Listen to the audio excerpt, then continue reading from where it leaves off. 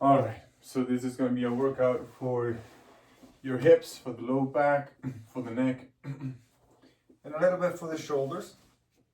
Go ahead, come onto your back, chin tucks in, tailbone tucks, front ribs pinned down. So we're going to engage the core, engage the front neck. Take a few big breaths here. Feet are hip width apart, knees, heels about the same line. Toes slightly in, heels slightly out. Hands to the side of the hips into a bridge. Just press the pelvis up. Engage your glutes, your low back muscles. Tuck the chin in.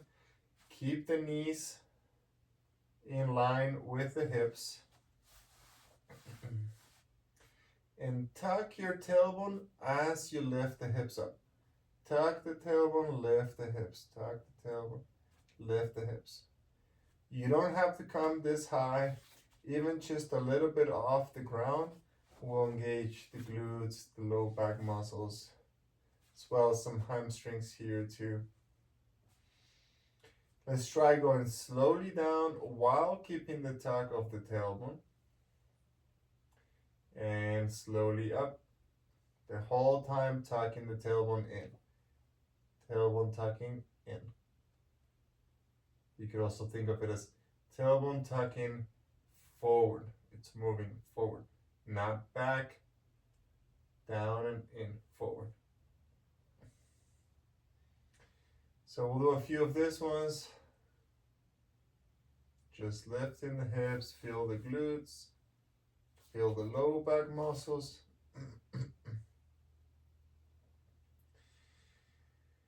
And then slowly lower down.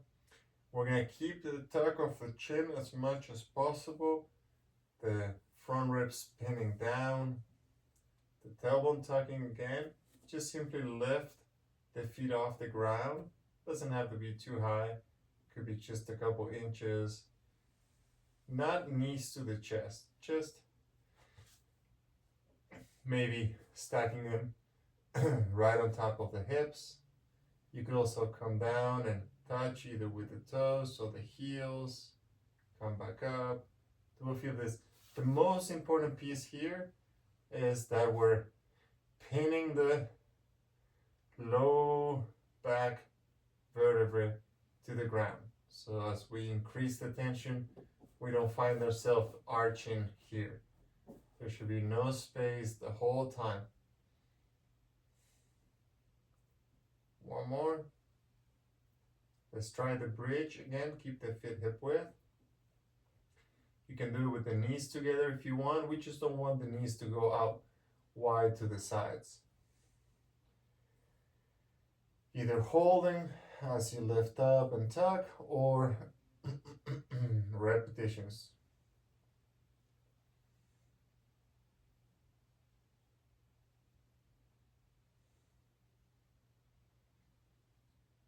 Okay, let's work again on the core, chin, abdominals.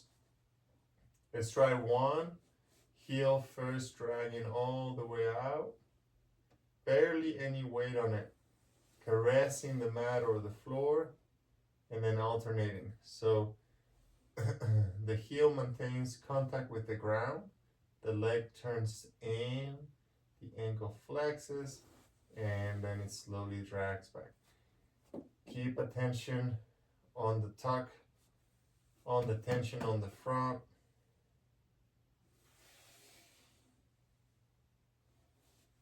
You can inhale as you press, exhale as you retract, and maybe one more time on each side.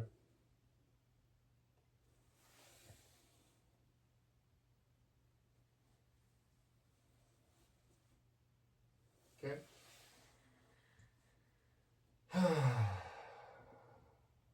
All right, let's come back up to standing. We're going to engage the outer hips, the adductors, the outer thighs, the glutes. So we're going to be working with a hinge, and the legs will be pushing away from each other. Let's do it with the legs wider than hip width, the toes in, the heels out. And just push your heels out. Engage the outer thighs, the glutes. Hinge the hips back. Keep the chest up. Hinge the hips back. Keep the chest back. Keep the chin tucked in. Pull the head back. Here's where we work on the shoulders. Rhomboids engage. Arms wide out to the side. Palms open. Rotating the shoulders. So if you're working with shoulder stuff, maybe you want to do a few open and close. If you're working with hip stuff, maybe a bit more hinging back and forth. The main idea here is pushing the heels away from each other, the knees away from each other. If you have pockets, it's like your pockets are pulling away from each other. And you're sitting back, maybe squatting a little bit, mostly going for that sensation on your outer hips. Stand up. Shake that off. Let's go right foot forward, left foot back. Think of a lunge position, but with the legs straight. So we're not sinking into a crescent pose. We're gonna press the ground, try to stand up real tall. It's important for the outer edges to be parallel to each other. Ankles straight. Find the right alignment on the hip. This can be the tricky part, but it's essential that your hip is level on 3 dimensions: forward, back, up, down, tuck and tilt. Once you got that, lengthening, decompressing the torso. Again, you can come into this wide arm position, and we're gonna hinge and load into that right leg. Load into the glute, feel the hamstring. Keep this knee moving out, but the big toe down. Don't let your big toe pop off. Check the hips. Once you're here, just focus on your spine, on the chin, on the shoulders. You could bring the arms forward, bring the fingertips to touch, reach the heart forward. Always taking big breaths. Lower the arms, step the foot forward. Let's switch sides. So again, we want to start from the base, 2 points of contact on the back, big toe, little toe. 3 on the front because we have the heel on here. Back foot, heels raised. Check the alignment on the hip. Standing up tall. Breathing big, elevating, expanding the torso. Shoulders drawing back, elbows drawing wide. Once you got that, start to load into that left glute, the left hamstring. We're transferring weight as if we were about to take the back foot off the ground. Loading into that. Check the big toe, check the knee, check the hips, check the spine. Arms forward, fingertips touch. Big breaths. And we're gonna step forward. Okay, so we'll go back to our feet wide, legs pushing away from each other. Let's go into some hinges here. Hinge the hips back, hinge them forward, keep the spine, keep the shoulders back.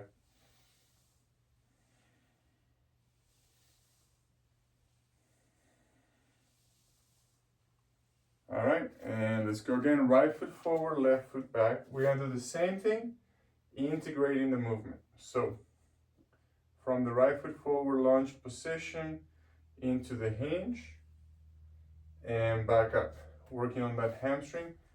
Try to work on this,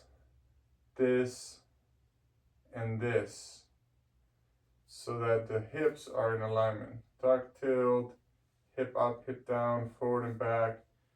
Should feel like loading onto the glute and the hamstring, pressing up. Loading into the glute, pressing up.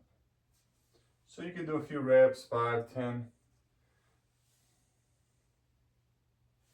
Don't leave with the torso or the head.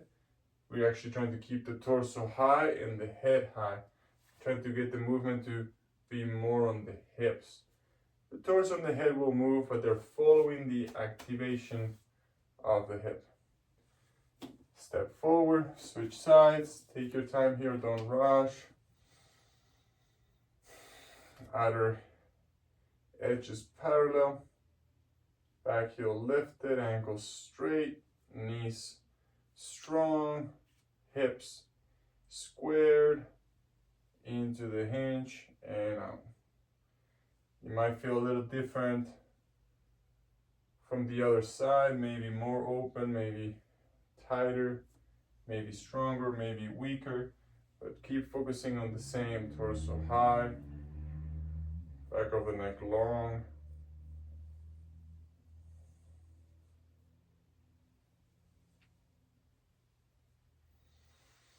Five to 10, you can also do more. Don't lead with the torso, lead with the hip. It's all about feeling that glute. Really, that's what we want the most. The low back should be working. Just make sure the hips are not coming out of position. And when you're ready, step forward. Shake that off. All right, we got one more. So we're gonna do our wide stance again, stand up tall, hinge the hips back, do a few hinges to reset. And on this next one, we're gonna go again, right foot forward, left foot back. This time we're gonna add the rotation. So we're gonna go into the hinge and then add the rotation. Stand up tall, into the hinge. We're gonna stay on the hinge. Don't come back up to vertical. Stay at about 30, 45 degree hinge, and then take the hip and rotate to the side of the front leg. Rotate from the torso.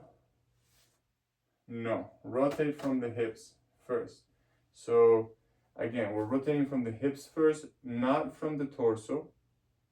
If you have questions and you're doubting, you can cross your arms and turn the hips without your torso moving. Stay on the hinge. In this case, with the right foot forward, we're turning to the right, which means the right hip is going back, the left hip is going forward. Keep the big toe down. You should feel more and more intense here as you rotate. If you want to follow through with the torso, you can come back to center, rotate hips, rotate torso. Maybe one more time. Stay on the hinge. Back to center, step forward. Last side on the left. Take your time, outer edges parallel. Stand up tall. Hinge first, and as you hinge, you already want to make sure that your hips are square, that you're not starting with the back hip opening back. You want to make sure that the hip of the front leg is far back enough to get your glutes set in position. Now from here, we're going to rotate to the side of that front leg. In this case, the left hip is going back, the right hip is going forward. We're not leading from the torso. We're leading from the hip. If you're doubting, cross your arms, turn from the hip, and avoid your torso moving at all. You could even try first the hips and then the torso, and that way you can differentiate. When you're coming back, same thing. You could do with the arms forward, that's harder. Come to this open position with the arms. But again, we're mostly working on the internal and external rotators of this left hip, glutes, and so on. Cool. So maybe one more. Always staying on the hinge. Make sure you're loading over that front leg. Come back to center. Step forward. feel free to do that again.